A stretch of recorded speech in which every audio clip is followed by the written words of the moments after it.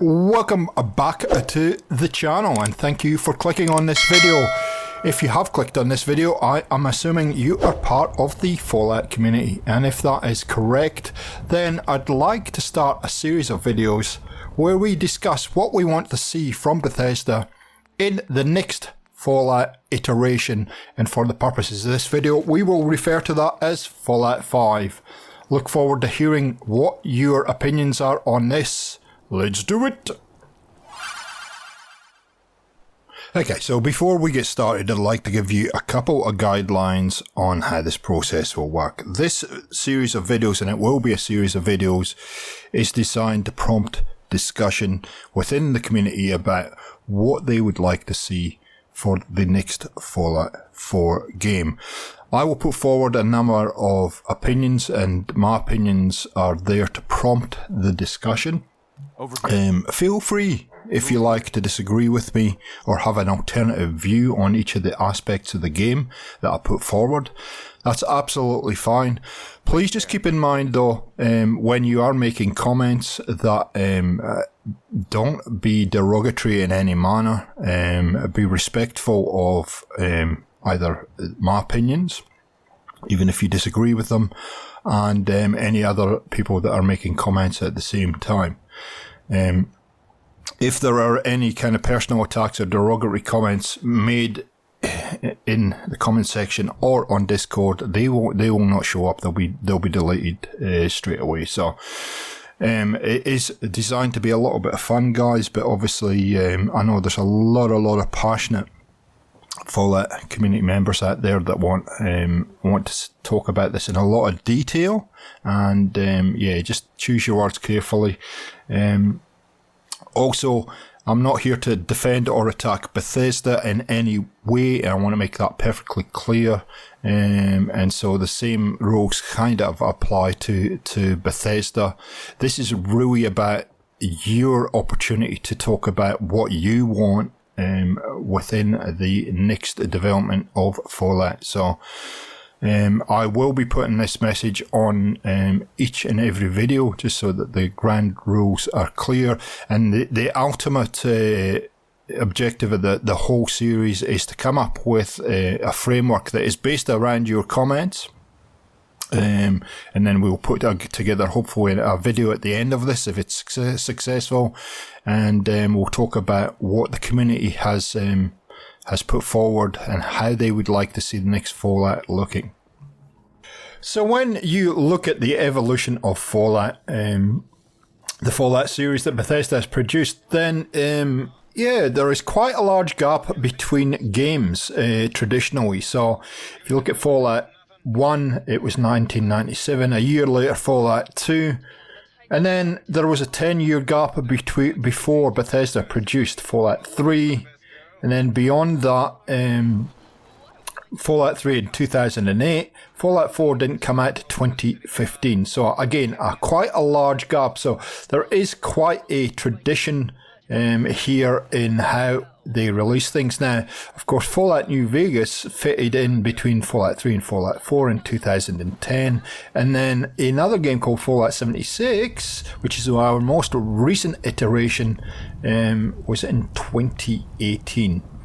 Interestingly enough, Fallout New Vegas and Fallout 76 are described as spin-off games rather than a full Fallout game, which is, well, I don't know if we agree or disagree on that one. But yeah, Bethesda have got a very long history of taking their time to develop at least their full versions of Fallout, and it can be anywhere between 7 and 10 years to develop a Fallout game. Now, given that Fallout 4 was in 2015, that should mean that we see a game in 2023 to 2025, somewhere in that range.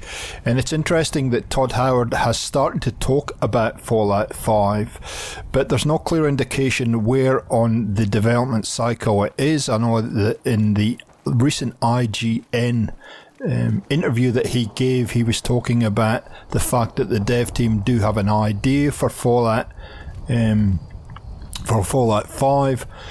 And you wonder then, are they working on a time frame from the Fallout 4's launch, or are they working on a time frame from 76, which again is 2018, which they would then put a Fallout 5 potentially at the latest 2028.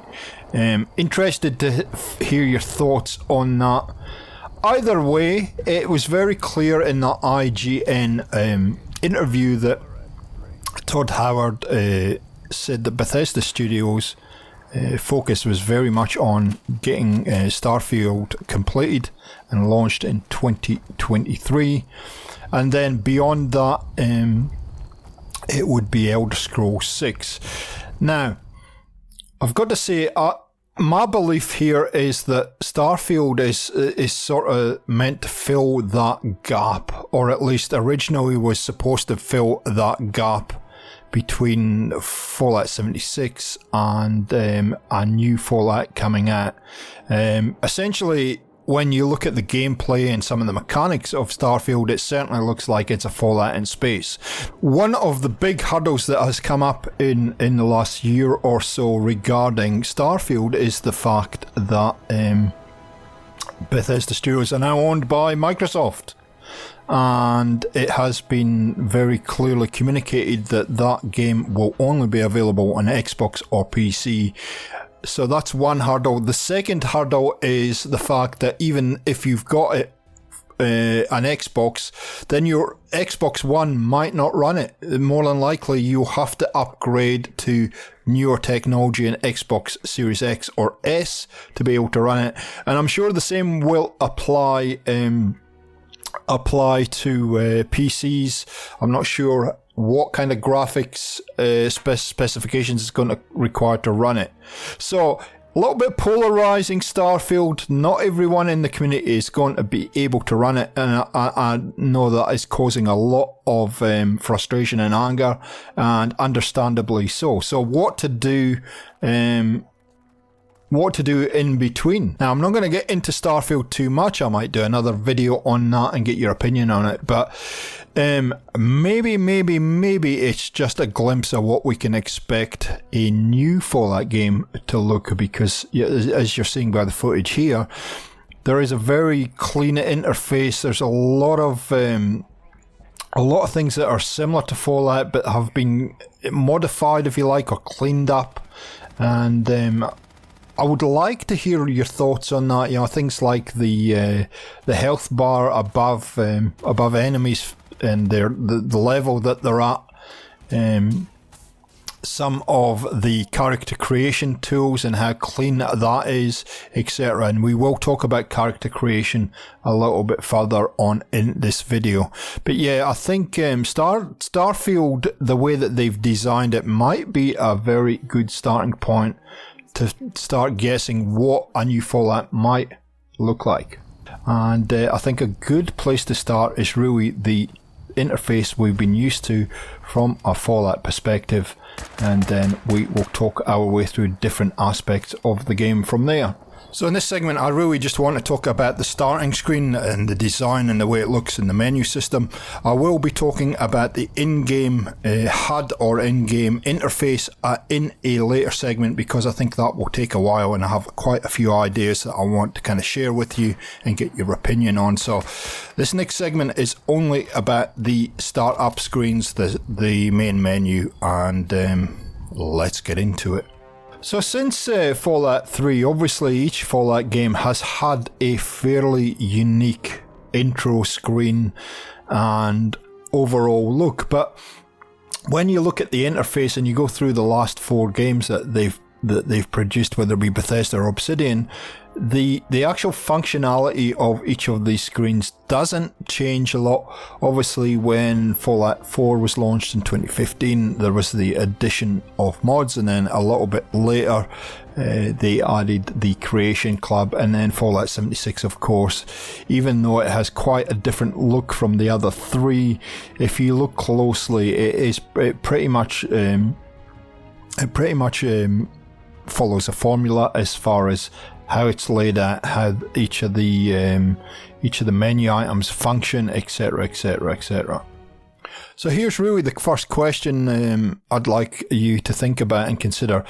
Would you like to see a more modern looking menu space like we see in 76 here, or would you like to see Bethesda go back to a more traditional kind of Fallout 3-4 type of menu system and how it looks and how it functions?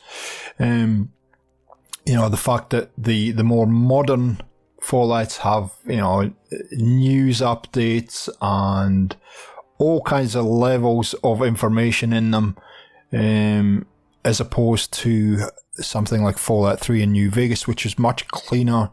It was, pretty much bare bones compared to the newer interfaces, but, they all function pretty much the same. So where's your head at as far as how you would like to open the game and be able to navigate the menus? Really, really interested to hear your thoughts on this.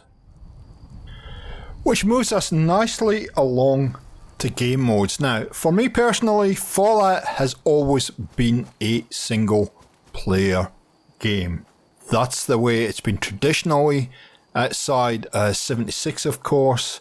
76 is quite a unique game in the fact that it was an open world PvP, something that the community had been asking for a long time. So they built it. But for me personally, I don't want an online Fallout as the next Fallout. I want them to go back to the tradition of a single player campaign.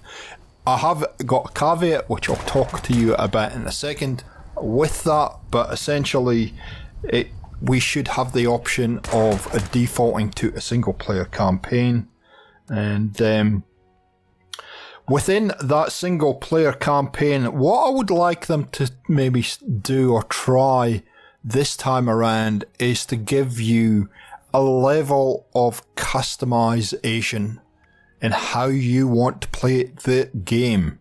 Now, I will give you some examples of that. I would like, personally, I loved Fallout 4 for the point that I didn't have to continue to repair my armor and my weapons. Now, I know a lot of you love that part of the game, and that's fine. I've got no criticism of you for that. For me personally, I just like to get the weapon I like, upgrade the weapon, and have it function and not have to worry about it anymore. Same with my armor. And but I think there should be a function in the settings where you can set it up if you want your if you want that repair function for your weapons, your armor, then it should be a toggle in the settings. You can either have it on or you can have it off. Likewise, the main game could have your armors and weapons as it is in Fallout 4, and the survival mode is the one that makes you repair those items. Likewise, I wasn't a big fan of the way that the action points work in 76, i.e. that by default and the normal adventure mode that you had to constantly manage your hydration levels and your food levels. Again, I feel that lends itself to a survival mode, and there should be a dedicated survival mode in the new game as far as I'm concerned. But at the same time, it would be nice to just have one single mode and be able to go into the settings menu and toggle things on and off as you like them and just set up the game the way you want to play it. It would also go for things like weather systems and stuff like that. You'd be able to change all those and have either clear weather, or you'd be able to pick what kind of weather patterns you wanted in your game, etc., etc. So really interested what you think about that concept and how it would play out in the Fallout universe. So here's a subject I want to put forward for you to consider. Co-op or not to co-op? Should there be a co-op in a new Fallout game? Now, when I talk about co-op, my focus is on me playing with one friend. It's not a 4-man team, it's just one more player. And I guess to do that, do you then forgo your companion that you have at the time? And therefore, if you're working through a storyline, then does that forego the storyline? We will be talking about NPC storylines in the next video. Or can you have something in the skill tree that gives you an additional companion so that you get the best of both worlds? I think it would be really cool to play Fallout with a friend. The other thing that I thought about this was that maybe you could have a companion. You could have as default 2 companions in your game. And therefore, it allows, if you wanted to play co-op, to replace one of those companions and continue on. If you're working through a storyline with one of your NPCs, then it doesn't interrupt it. Love to hear your thoughts on that one. I think it would add something a little bit spicy to the game. The other thing I would like to kind of talk about as well is difficulty levels. How do you feel about difficulty levels in a Fallout?